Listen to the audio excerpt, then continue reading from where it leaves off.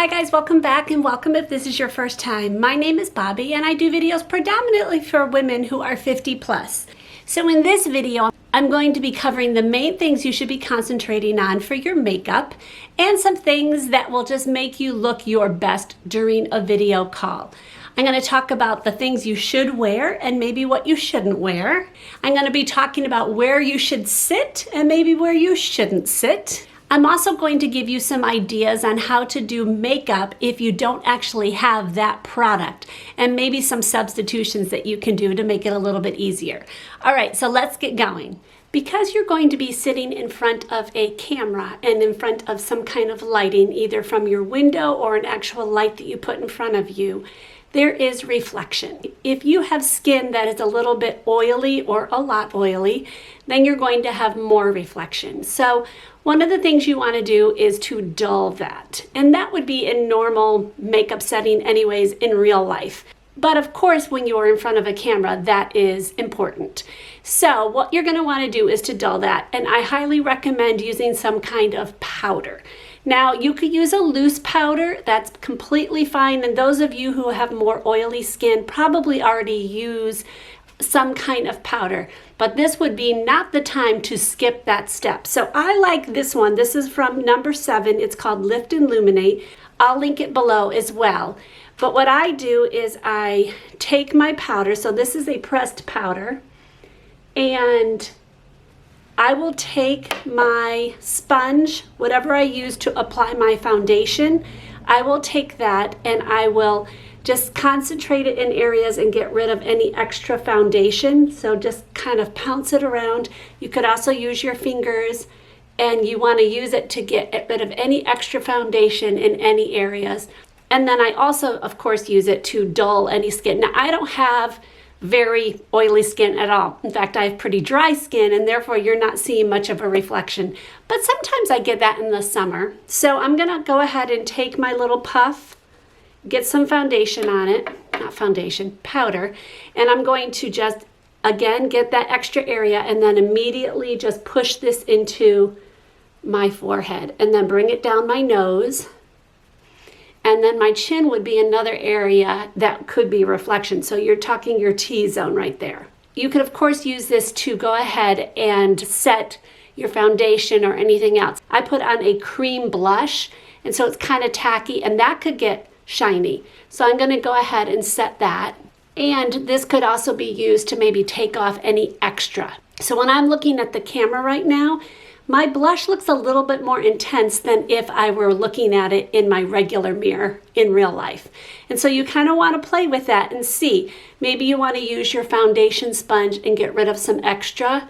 And then of course I use my finger and get rid of any excess underneath my eyes. And then use my sponge, not my sponge, my powder puff to get rid of any shiny there and also set my concealer and foundation under my eyes. So number 1 is to get rid of any reflection off of your face. The next thing you want to concentrate on is your main features of your face. Of course, as you know, I just mentioned that I had foundation on my face. That's just to even out my skin tone. Some of you may use that and some of you don't. It's not a big deal, but if you have something on your face that you want to not distract, you may want to go ahead and take care of that, like blemishes and things like that. The stuff that you may normally do anyways. But the things that you want to bring out more are your main features. That would be your eyes and your lips. So first, let's talk about eyebrows. You absolutely want to concentrate a lot of your time on bringing out your eyebrows because that frames your face. And I have said this so many times, as we get older, our eyebrows get less. As you can see, I don't have very pronounced eyebrows. I've done this many times. You can go back to some of my videos and watch me do my eyebrows. I will link some below. Let's say you don't have eyebrow stuffing, you want to bring it out. You could always use eyeshadow and a Q-tip. Just using one that I had already of eyeshadow. This is from Milani. You can see I've used this one a lot. But over here is very close to my regular hair color, and that's what you want to do. You can maybe fill in your eyebrows just a little bit. Now, Less is more on this because you're not used to it. But I do recommend filling in a tiny, tiny bit to just bring it out. I'm gonna put a little bit on just so you can see the difference, only using this. Okay, so on my left side, I used only this right here, and I used this Q-tip. You can see the stuff on there. And that's all I used to fill in the eyebrow. I did very little. I did not go outside of my hairline at all. All I did was fill in a tiny bit. So I'm gonna go ahead and do the other one so you can see it. Okay, so I wanted to show you the before and after. This is obviously I already did this side, and this side I did nothing to. Also, you may wanna have one of these on hand. If you don't have it, it's not a big deal. But this is great. It's called a spoolie. The other end has a little brush, and this is what I normally use to do my eyeshadow or my eyebrows. I'm going to go ahead and take my eyeshadow palette, and I'm going to dip it in, and I'm going to only do a tiny bit. When you've got some on there, go ahead and get the one with nothing on it and use it to kind of blend it into the area. So you just know what it's looking like. You can see it's already looking better. Concentrate a little bit more in the areas that seem sparse. Okay, I'm gonna take my spoolie. I'm gonna bring down my hairs just a little bit. Take my eyeshadow again and do it on the top a little bit. Again, I'm not going outside of my hairline at all. I'm going only on my hairs themselves. All right, I'm gonna take the clean one and just kind of go through it. And I could take my spoolie and get the hairs all going in the right direction. Okay, so I would not consider these great eyebrows, but I would consider them better than nothing. So one thing to keep in mind, obviously I'm using brown. You're gonna wanna use a color that's going to match your hair, and the color of your hair should be the color that's closest to your natural hair color, which I know is probably coming out right now. If you normally dye your hair, because now it's very gray here, and I'm gonna address gray hair in just a minute, go ahead and color your eyebrows what your natural hair color was. So now that we have our eyebrows filled in, the next thing that you're going to want to do is bring out your actual eyes, and that would be your eyelashes. Of course, you're going to wear mascara to do this, but I also highly recommend curling your eyelashes if they're straight.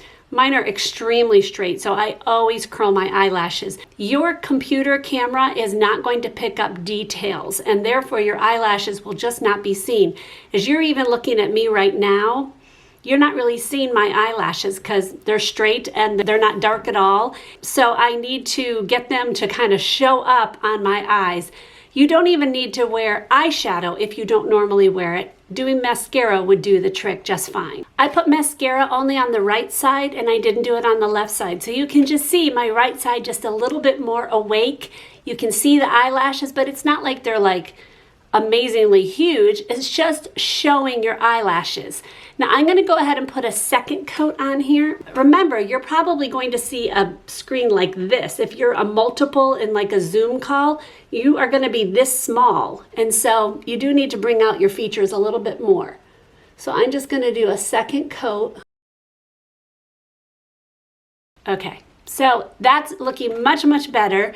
Let me do the other side. Okay, so now I've brought out my eyes. You can see them. My eyebrows are highlighted just a little bit more, and my eyelashes are good. And I don't even have any eyeshadow on. The next thing to bring out would be your lips, because of course, that's what people are going to be watching when you're talking.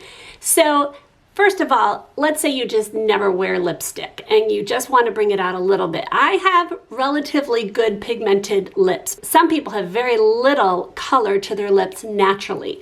If you're not one who really wants to wear a lipstick, I would really recommend a tinted kind of lip balm. One that I really like is from Nivea. It looks like this. And this one is blackberry. And I will show you what it looks like. It's very dark. But the nice thing about this is it doesn't go on that dark on your lips. So let me show you what it looks like. That's just this lip balm on my lips, and it feels like a lip balm. It doesn't feel like a lipstick, and so it's really nice. Now, if you're one who's sensitive to smell, you may not like this because it really does have a blackberry smell. You do smell it when it first goes on, but it does diminish. But let's say you would like to define your lips a little bit more. What I would recommend is using a lip pencil and then a lipstick. So the lip pencil I'm using is from NYX. It's a very affordable pencil, but you could use whatever matches your skin tone and would look good on you. This is in the color Ever. So a lip pencil will make it so that your lipstick will not travel into the lines that are around your lips that somebody who is 50 plus may have. I know I do. I don't want that to happen. I would like to just have my lips look normal. So I'm going to go ahead and put on a lip pencil. When I do a lip pencil, I obviously line the lips, but then I fill in the rest because the lipstick is going to wear off sooner than this. And if you're on a long video call, then that line will start to show, and that's not attractive. So I color my whole entire lip in with the pencil. But that's very dry, and so I want to go ahead and put a lipstick over it. This is from Face Base, and it looks like that, but you could use whatever color looks good on you, and this is in the color Interlude, which is very close to the color of this lip pencil. You could add a little gloss to it, but I would not go with a crazy bright shiny gloss because that would be distracting from in the video call. Again, that's that whole reflection thing. So just a tiny bit is good. This is from the company called Buxom, and this actually plumps my lips a little bit, but any lip gloss will do. Just remember not to do the major reflection. This is where you kind of want to go less is more. Now, what about your hair?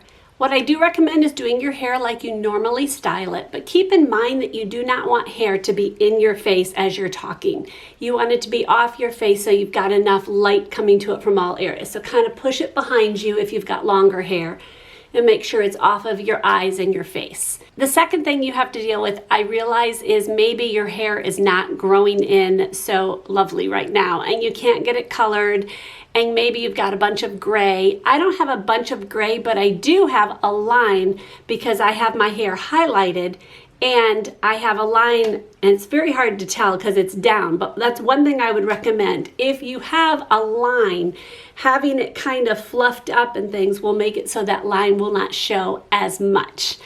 But you could use a couple products to be able to kind of diminish what is coming in. First, you could go ahead and use a eyeshadow just like you did on your eyebrows. What I recommend here is, depending on how much gray and how much things are coming in on your hair that you need to diminish. If you've got a lot of gray, then what I recommend is doing something, and you could order this online, is L'Oreal's Magic Root Touch Up, and get a color that is close to what you would normally have.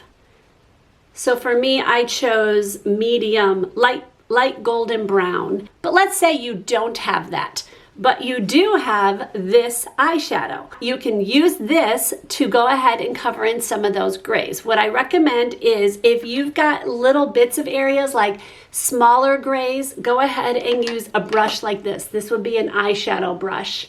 You may have one of those. Maybe it's the applicator that came with your eyeshadow. If you've got a larger area, you may want to use a brush like this. And it doesn't have to be, exactly this by any stretch, but maybe a brush that you normally put blush on with. Obviously, get the blush off of it first. So I'm going to show you how I would use this eyeshadow to cover up some of my areas coming in here where it's got this distinct line of where my highlight starts. So I have the line there. I'm going to use the brush, this brush, and I'm going to put it in that darker area and kind of get a decent amount onto it. I'm just kind of swirling it in, and I'm just going to brush and kind of pounce. And I've made it so that line is just a little bit less distinguished. Now just translate that into a gray hair. Now you're gonna have to play with this. This is not a foolproof thing to do. You're going to have to see what would work. Obviously, this kind of thing would work better, and I'll show you how that works. It has a nozzle like this, and you're going to shake it up and kind of look at the area, cover up your face,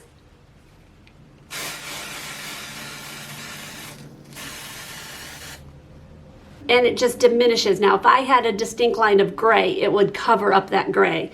And yes, I did get it on my fingers, but it does come right off. One of the other issues that a lot of people have asked me about is, where do you look when you are doing a video call? It's very confusing. Do you look at yourself? So in this camera, it's off to the side, but a lot of times it's like this in your computer. Your camera is at the top of it, and you're looking underneath it, and so it looks like you're not even looking at the person. You're looking here instead of looking at the person. You want to look at the person, not at yourself. Now you can periodically check to make sure things are okay, but they're probably going to stay okay the whole time. So let's say you get very confused about where to look. Sometimes it's easy. My computer has a green light, so I can just look at the green light. So that's not so hard. But some people do not have anything to look at, and it's just so confusing. So one thing I would recommend is taking a sticker, and I happen to have these sticker sheets here, and just taking a sticker and putting it right next to the area that is the camera. And that way your eye will just automatically go to that area, and you will, as you look up, it'll catch your eye and you'll go, okay, that's where I need to look. It's so much better than looking down here the whole time and you're like, okay, the person looking is going, hi, I'm up here, like, look at me. So it's disconcerting for the person on the other side. The reflection of your glasses. That's such a hard one. I've gotten that question many times, and I struggle with this as well because I film. Sometimes I'll do live YouTube chats with my subscribers, and I want to read what their comments are, and so I'm doing this. And that's what you're seeing. That's what the people are seeing. They're seeing the reflection of my glasses, but I need to be able to read. And some of you want to be able to do this as well. So I'm going to link an extremely good video below. Let me do this without doing it. That video below is from a completely different YouTuber. They don't know who I am. They did an amazing video on this whole subject on how to light your area and not get that reflection. What should you wear so that you are visible but not distracting? Because your whole goal is to not distract from your face. So what I'm wearing here is just a solid shirt. I have a simple necklace, and that's fine. I would not wear some big old thing that's going to clank. I wouldn't wear bangles or bracelets and stuff that's going to clank, especially if you're taking notes at a desk. It's going to click and it's going to make that noise. So I wouldn't wear big earrings that are going to be like dangling and reflecting off of any lights. I'd wear simple. Let me show you some examples of maybe some shirts not to wear. Generally, a rule of thumb is to not wear stripes. This one's not as bad because this one is a bigger stripe, but tiny little pinstripes can cause movement on the screen as it's filming you. And so generally, not a good idea to wear stripes. Obviously, if this is a business kind of call, I would not recommend wearing your flannel shirt. This shirt looks good, except that it kind of blends into the background. Now, you may not sit in front of a bed like I have here. This is where I generally do my filming for my YouTube channel. If I were on a business call, I probably would not sit right in front of my bed. Think of your background. So this is a good shirt if I had black behind me, but not so much if I have white behind me. If you are able, the best thing to do is to sit in an area that would not have a bed behind it. Now, I realize most of the time I was filming right in front of a bed, and that's not the ideal situation. I put myself there because sometimes, in fact, a lot of times, the only thing you have available for light is a window, and you have to film in front of that window. If it's possible to get yourself where you have a nicer background like this with just kind of a plain wall, a couch that's a neutral color, that obviously is perfect, but we all don't have that. Now, let's say my couch was extremely busy. I could go ahead and put a sheet over my couch and then it would cover it up. We're going for the most ideal situation that you have available. That is why I'm giving you guys a bunch of different options. So I hope that this was helpful. If you have any questions, put that below. I will see you guys in the next video. God bless.